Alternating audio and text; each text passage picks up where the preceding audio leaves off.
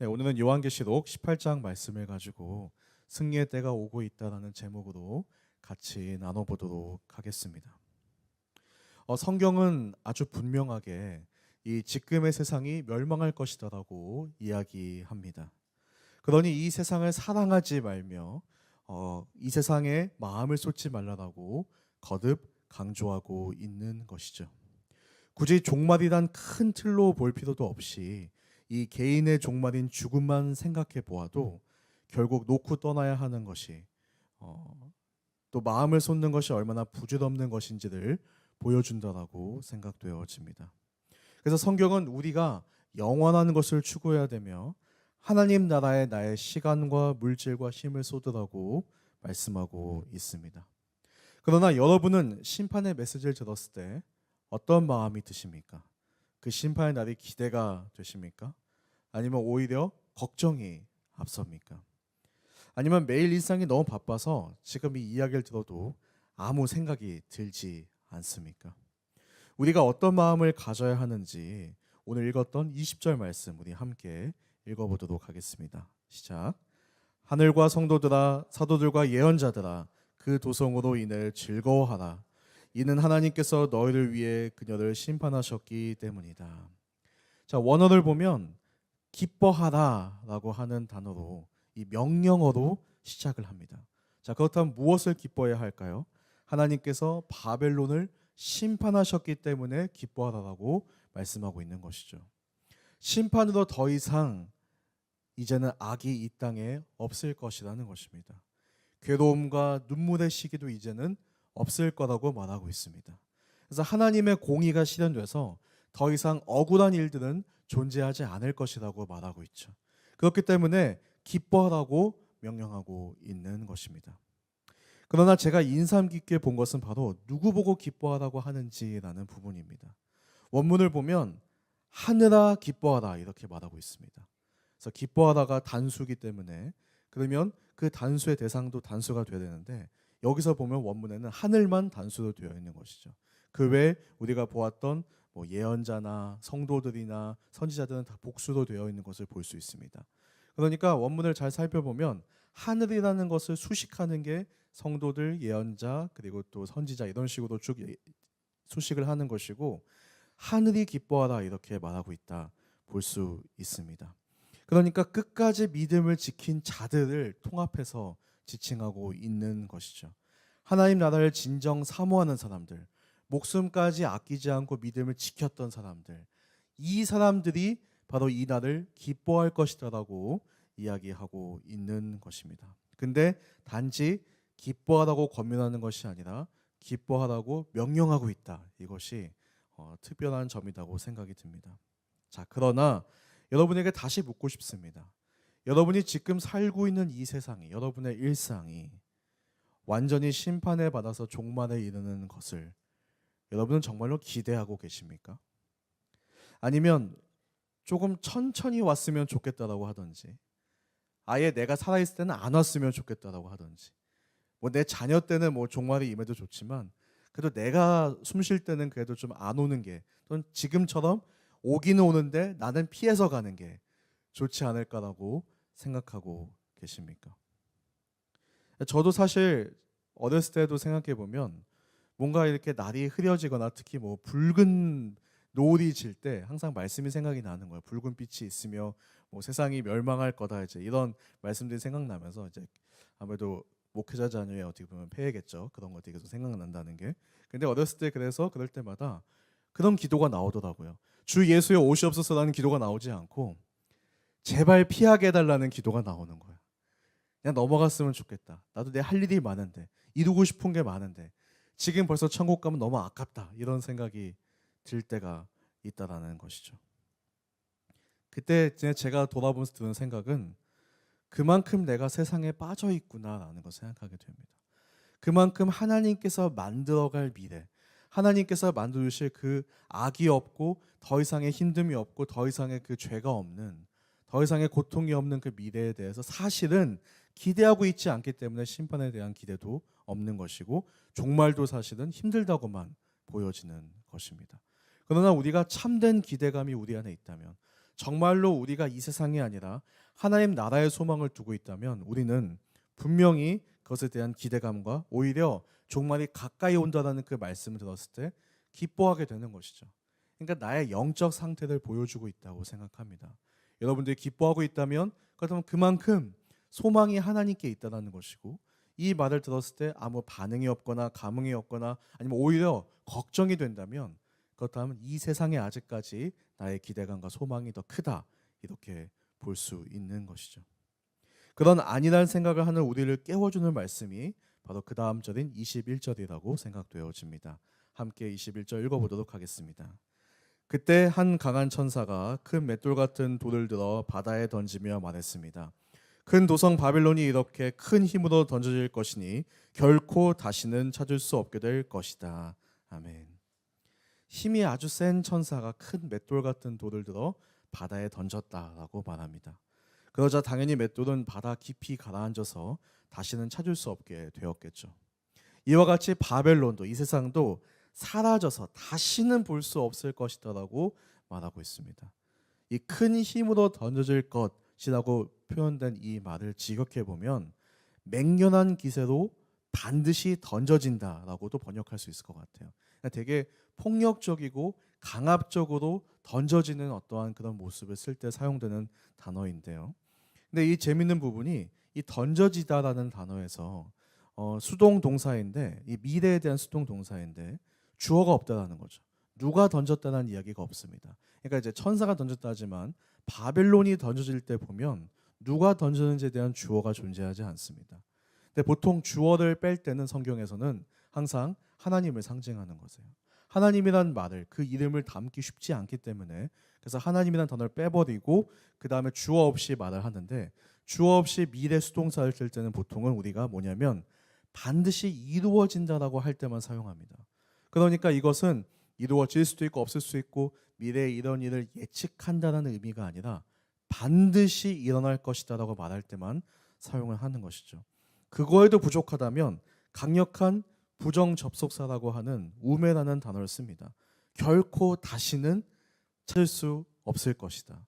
결코 다시는 말이 나오게 되면 그러면 이 땅에서 있는 모든 것들, 우리가 지금 바라보고 있는 모든 것들이 이 모습 그대로는 다시는 발견될 수 없을 거라고 얘기하고 있는 것이죠.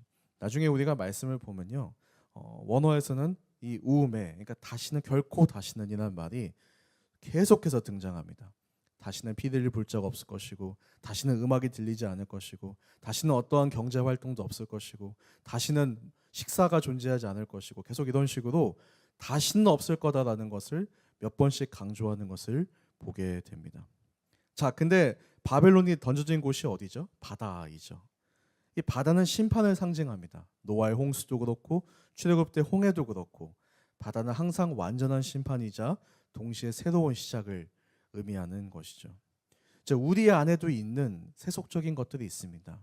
우리 안에도 우리가 은밀한 죄들이 있고, 우리 안에도 보면 우리가 버리지 못하는 어떤 많은 이 세상의 생각들과 이런 것들이 있죠. 이것들을 어떻게 해야 되느냐?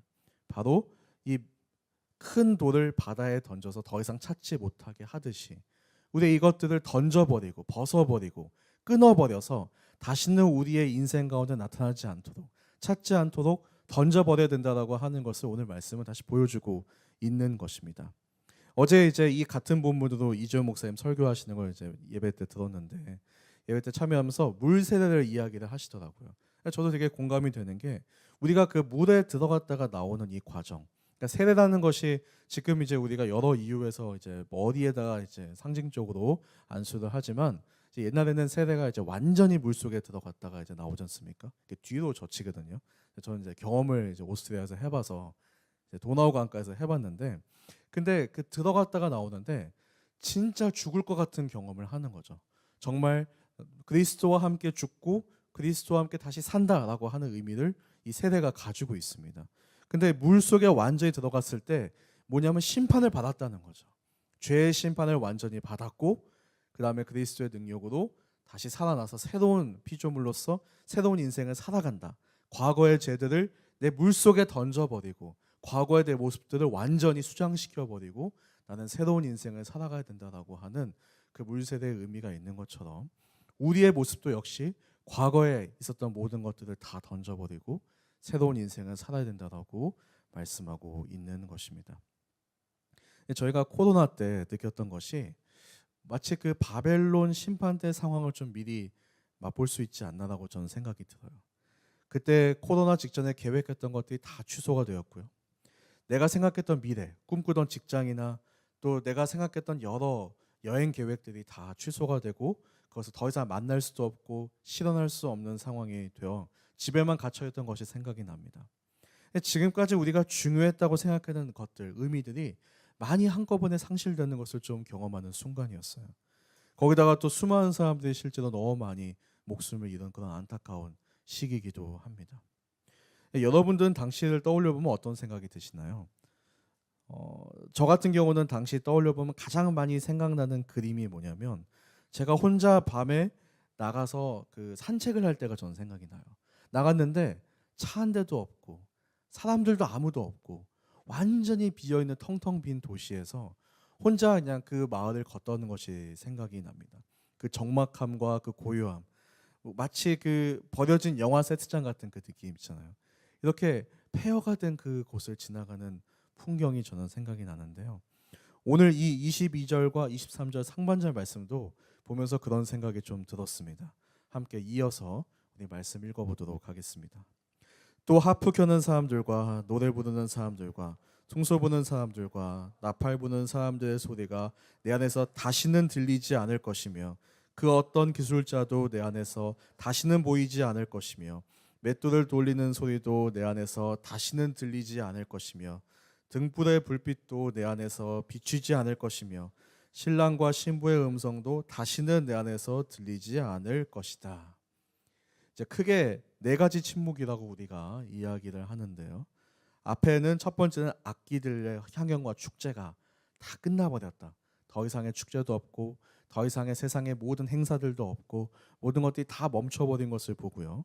그 다음에 모든 종류의 장애인들이 보이지 않다는 것은 경제 활동이 완전히 종료가 되어버렸다라는 것을 보여줍니다.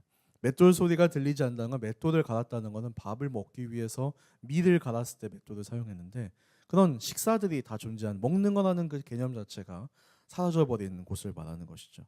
끝으로 등불도 다 꺼지고 신랑과 신부의 소리가 더 이상 없다는 것은 미래의 가정, 미래에 세워져가는 가정도조차도 소망도 이젠 더 이상 없는 완전히 폐허된 곳이다라고 그렇게 말하고 있습니다. 사실 이 당시만 해도 벌써 바벨론이 이미 수천 년 전에 있었던 도시죠. 바벨론은 이미 요한 계시록을 썼던 요한의 입장에서도 지나간 도시였습니다. 워낙에 유명한 도시였고 훌륭한 것들이 많은 유명한 건물들이 많은 그런 도시로 사람들이 기억을 하죠. 그렇지만 이 도시가 시간이 지나면서 어떻게 됐냐면 폐허가 되어버린 도시가 되었습니다. 이 로마 시대 때도 이미 어느 정도 폐허가 됐고 지금의 모습은 완전히 알아볼 수 없는 형태로 폐허가 되어 있는 것을 발견하게 됩니다. 근데 당시에 아무도 이 견고한 성이 이렇게 허망하게 무너질 것이라고 생각하지 않았습니다. 이렇게 중요한 지리적으로 중요한 위치에 있는 이 성이 오래가면 오래가지 이게 어떻게 없어질 것이야 라고 생각하는 사람은 아무도 없다는 것이죠. 그렇지만 지금은 어떻죠? 지금은 아무도 찾지 않은 고고학적 유적 발굴지일 뿐 더 이상 누구도 그 도시를 기억하는 사람들이 없는 것입니다. 그러니까 우리가 항상 생각할 때 지금 이것이 최선이고 최고라고 생각하고 여기에만 내가 소속된다면 좋다고 생각하지만 시간이 지나고 나면 다 없어지는 것들이라는 것을 역사는 계속해서 보여주고 있습니다. 그런데 우리는 계속해서 그것에 속아 넘어가죠. 계속해서 그 유혹에 빠져듭니다. 계속해서 이것이 언젠가는 사라질 것이라는 것을 알면서도 계속 이것이 영원하다고 생각을 하는 것이죠. 그러나 영원한 것은 이 세상에 아무것도 없다는 것, 그걸 빨리 깨닫는 것이 너무나 중요하다고 생각합니다. 도시는 더 오래 남을지 몰라요. 그렇지만 여러분은 오래 사는 것은 어렵습니다. 언젠가 우리는 100년 이내에 죽을 것이고 그것에 대해서 우리가 항상 기억하면서 나의 개인의 종말을 기억하며 이 세상에 진짜 내가 투자해야 되고 신경 써야 되는 것이 무엇인지 다시 생각을 해봐야 됩니다. 자, 그러나 이 성들이 다 무너졌던 결국의 이유는 무엇일까요? 바벨론도 그렇고 지금 바벨론을 빙자하고 있는 로마 제국도 그렇고 또는 오늘날 우리의 도시들도 그렇고 다 공통점은 겉으로 보이기에는 화려하지만 그 내면에 있는 죄악들 때문에 항상 그것이 무너지게 되었다는 것이죠. 부패는 안에서부터 시작되는 것이고 겉으로는 너무나 화려한 도시지만 배경에서는 많은 이들의 희생과 많은 이들의 억울함과 죽음이 있었기 때문에 이 일들이 있었다라는 것입니다. 마지막으로 23절과 24절 말씀 우리 이어서 읽어보도록 하겠습니다. 시작. 이것은 내 상인들이 땅의 권력자들이며 또 너희의 점술로 인해 모든 나라들이 현혹됐으며 그 도성 안에서 예언자들과 성도들과 땅에서 죽임을 당한 모든 사람들의 피가 발견됐기 때문이다. 그 경제적 부와 화려함 이면에는 속임과 억압으로 얼룩진 잔혹한 모습들이 숨겨져 있었다는 것입니다. 그러니까 숨겨져 있었지만 오늘 말씀처럼 이제 그것이 다 드러나면서 완전히 폐허로 가게 됐다라고 하는 것이죠. 이 죽은 자들은 여기서 단지 순교한 예언자들과 성도들만을 말하는 것이 아니라 모든 억울하게 죽은 자들의 피가 그곳에 얼룩져 있다라고 이야기하고 있는 것입니다. 이 지금의 평화에 우리가 망각할 때가 있습니다. 이미 주변의 많은 전쟁과 내란 속에서 매년 피난민들은 계속 수가 증가하고 있죠. 그리고 기독교인들의 핍박은 항상 새로운 연도가 가장 최악의 해라고 합니다. 매년 그 최고치를 기록을 갱신하고 있어요. 자연재해와 질병을 죽은 이들의 숫자도 계속해서 늘어나고 있지 절대 줄어들고 있지 않습니다. 그런데 우리가 이것을 매일마다 보면서 매일의 현실을 보면서 망각을 하기 시작한다는 것이죠. 그게 나한테 일어나지 않으면 원래 이런 거 아니야? 원래 이런 삶이 아닌가 하면서 이 평안을 유지해 보려고 노력하고 있다는 것입니다. 절대 평안한 세상이 아닌데 계속해서 평화에 살아가고 있다고 착각을 할 때가 있다는 것이죠. 그래서 우매한 삶이 되지 않으려면 내가 보고 싶은 것만 보는 것이 아니라 진짜 올바르게 정확하게 보고 판단할 수 있어야 한다는 것입니다.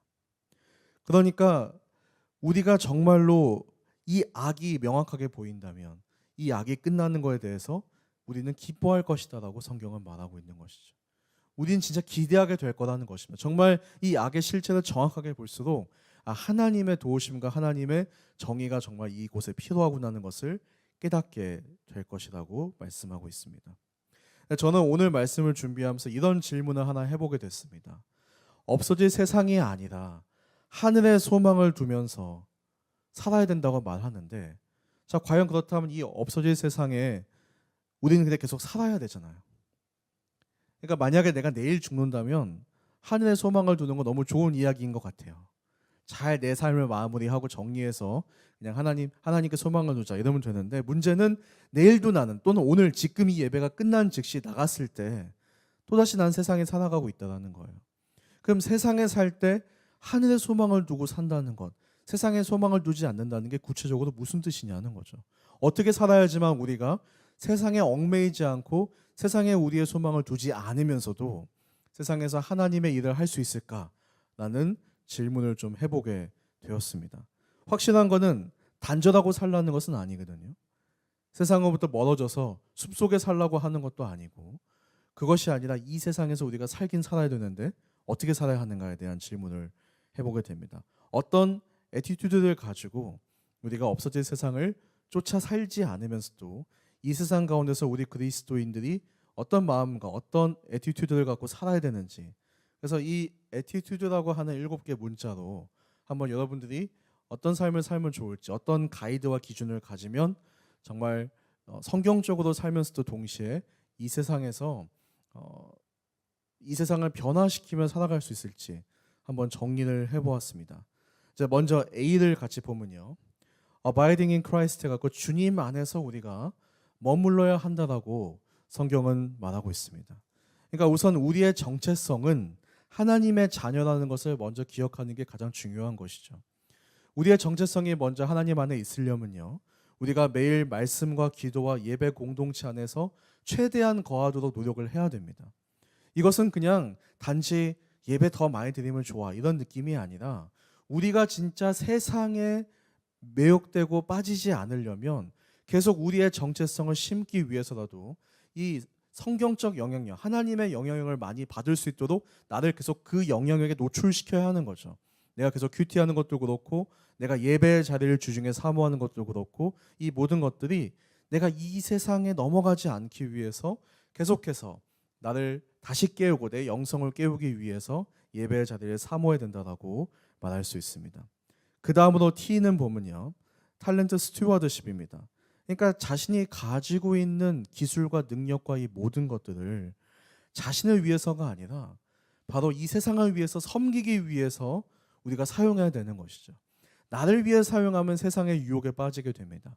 나를 위해 쓰게 되면 그것이 오히려 나를 망가뜨리는 그런 은사로 작동을 하게 되는 거죠. 내가 가지고 있는 재능들 능력들이 진짜 나를 건강하게 하려면 바로 내가 아니라 나를 넘어서 남을 위해서 이웃을 위해서 사용할 때 이것이 건강한 모습으로 발전하게 되는데 나만 위해 쓰게 되면 되게 이것이 나를 망치는 도구로 작동할 수 있고 내가 패망할 때 바로 나의 그 능력 때문에 패망할 수 있다고 생각되어집니다.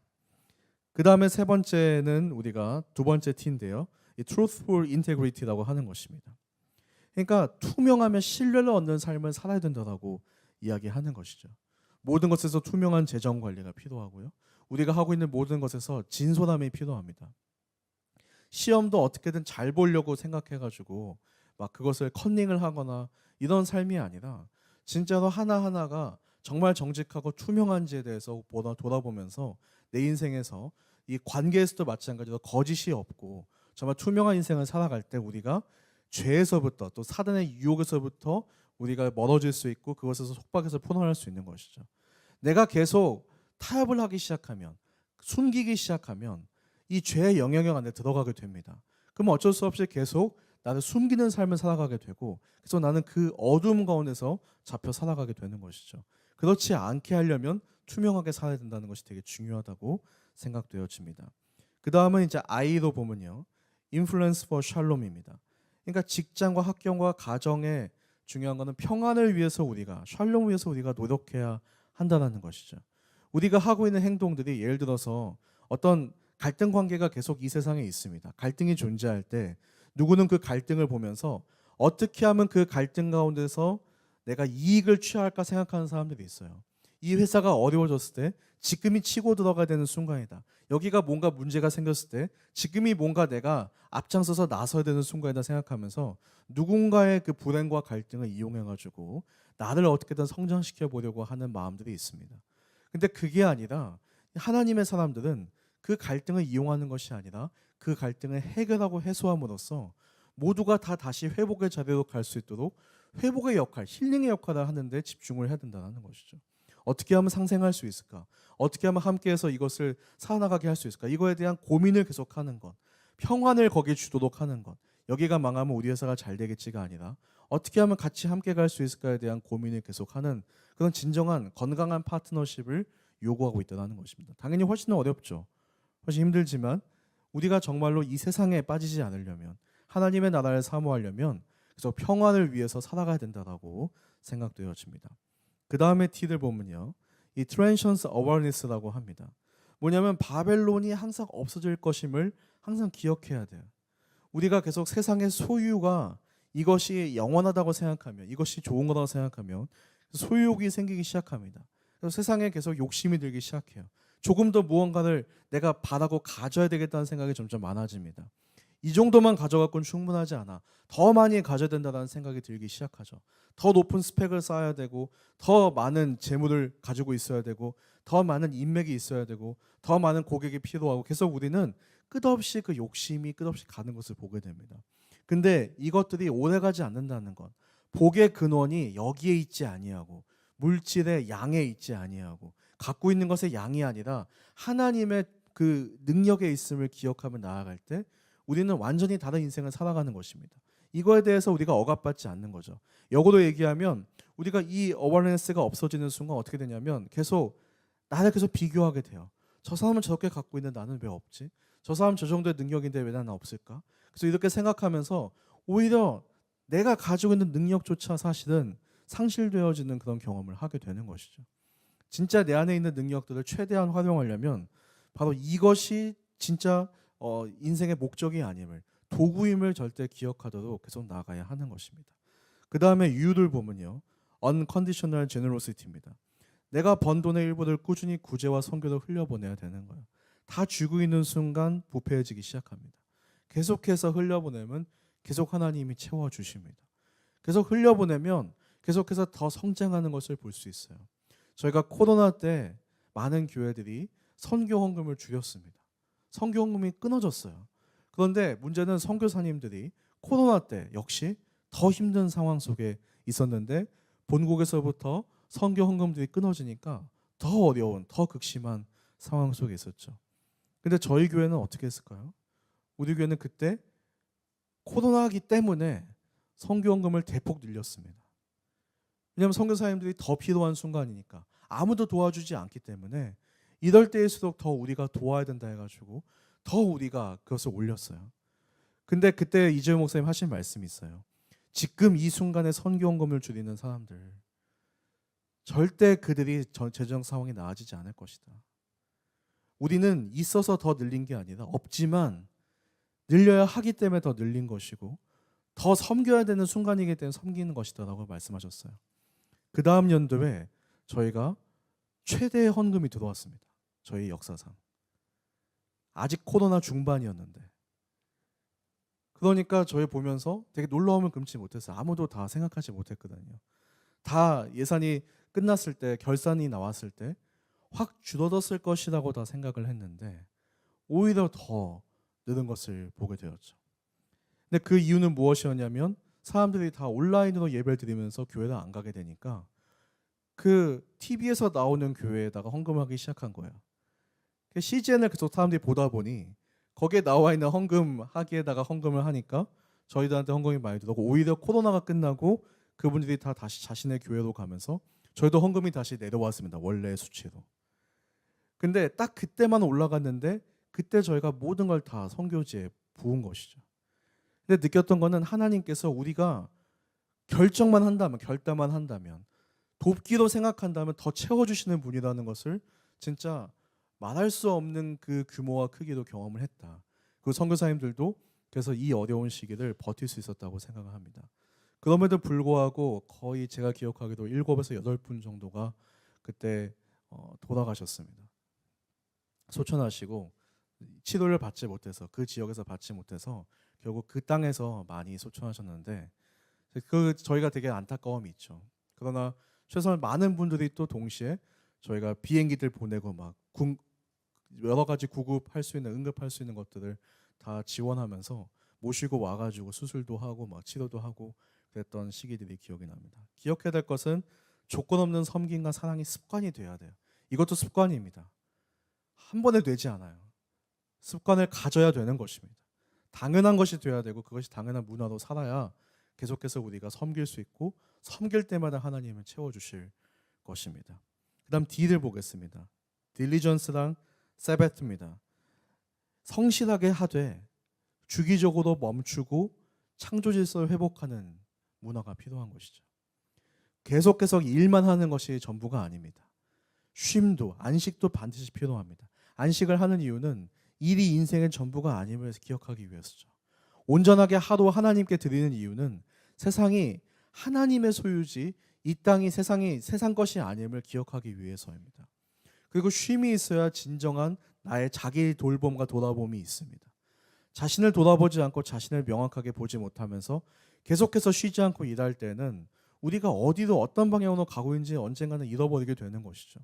상실한 채로 계속 우리는 세상에 그냥 그 다음 일이 있으니까 그 다음 일을 쫓아가 살아가는 것이고 계속 쫓기며 사는 삶을 살지 진짜 우리가 우리의 삶을 하나님 기뻐하시는 방향으로 컨트롤하면서 갈 수가 없습니다. 반드시 멈춰야 되고 노할 수 있어야 되고 어떨 때는 분명히 이것이 아님을 깨닫고 나가야 하는 것입니다. 그래서 과도 문화나 정신적으로 육체적으로 회복이 항상 필요하다는 것. 건강할 때 진짜 그 다음이 보이고 또 건강한 마인드가 있어야 또 건강하게 일할 수 있다는 것을 기억해야 합니다. 마지막으로 이 봄은요. 이스카톨로지컬 호피라고 합니다. 무슨 뜻이냐면 종말론적 희망이라는 뜻이에요. 그러니까 지금 바로 결과가 나오지 않을 수 있어요. 지금은 계속 바로 뭔가 언제 주님이 오실지 알 수도 없고 우리의 그 소망이 또는 우리가 지금 하고 있는 일이 언제까지 우리가 인내하지만 여기 결실이 맺을지 알 수 없을 때가 많이 있습니다. 그러나 우리 말씀에서 생각하는 거는 또 우리에게 주는 메시지는 끝까지 믿음을 저버리지 않고 우리가 붙들고 살아야 된다는 것이죠. 소망을 놓는 순간, 하나님에 대한 소망을 놓는 순간 제일 먼저 찾아오는 것은 죄의 유혹입니다. 아, 이제 마음대로 살아야지. 내가 이렇게까지 기도했는데 왜 변화가 없지? 나 그냥 기도하는 거 오늘부터 안 할래. 그냥 마음대로 살래라고 하는 것이죠. 매일 새벽 기도 나가면서 하나님께 부르짖었지만 왜 달라지는 게 없지? 나 이제 여긴 소망이 없어. 이제 그만 예배드리고 나 그냥 평상시처럼 그냥 살 거야라고 하는 순간 갑자기 영적으로 보도도 떨어지는 것이, 우르르 그것이 무너지는 것을 보게 됩니다. 겨우 쌓아 올렸고 겨우 좀 나아졌던 게 완전히 이전보다 오히려 더 못한 상황이 될 수 있다는 것이죠. 항상 그 희망을 포기하지 않고 붙들고 사는 것, 인내하고 끝까지 그것이 이루어질 때까지 우리가 붙들고 사는 것이 되게 중요하다고 생각합니다. 자, 이렇게 저희가 애티튜드를 좀 살펴보았습니다. 이렇게 보면서 이 무너질 세상에 묶이지 않고 천국에 소망을 두면서 일상을 더욱 유의미하게 살아가도록 우리가 계속 어떤 자세로, 어떤 태도로 우리가 살아가야 되는가, 어떤 애티튜드로 우리가 살아가야 하는지를 좀 돌아보았습니다. 자, 결론을 맺겠습니다. 이 세상에 종말은 반드시 옵니다. 이 땅에 아무리 금은보화를 쌓아보았자 내가 죽으면 가지고 갈 수 없는 것들인 것이죠. 세상에 종말이 오면 결국 내 자유도 누릴 수 없으니 남길 것도 사실은 없습니다. 결국 우리가 하나님의 나라를 소망하는 삶을 살아야 되고, 이 어두운 세상 가운데 우리는 빛으로서 살아가야 하는 것입니다. 우리의 역할은 세상이 어둡다에 끝나는 것이 아닙니다. 이 세상에 빛으로 살아가야 될 우리는 사명이 있다는 것이죠. 이 세상의 화려한 것들이 결국은 잘 보면 그 잔혹함 속에서 이루어지고 있음을 기억해야 합니다. 보이는 것이 다가 아닙니다. 절대 세상의 유혹에 속지 않아야 되죠. 그래서 우리가 오늘 본 것처럼 7가지 애티튜드를 가지고 살아야 된다고 말씀을 드렸습니다. 우리가 어떠한 태도로 살아갈지 그리스도인으로서 매일마다 우리의 삶을 고민하며 치열하게 영적인 전투에서 이기도록 우리가 계속 정체성을 잃지 않고 살아가는, 하나님의 나라를 소망하고 그 나라가 나를 통해서 이 땅에 임하는, 우리 공동체를 통해서 그 빛이 이 땅에 비춰지는 그런 은혜가 우리 모두 가운데 있기를 축복합니다.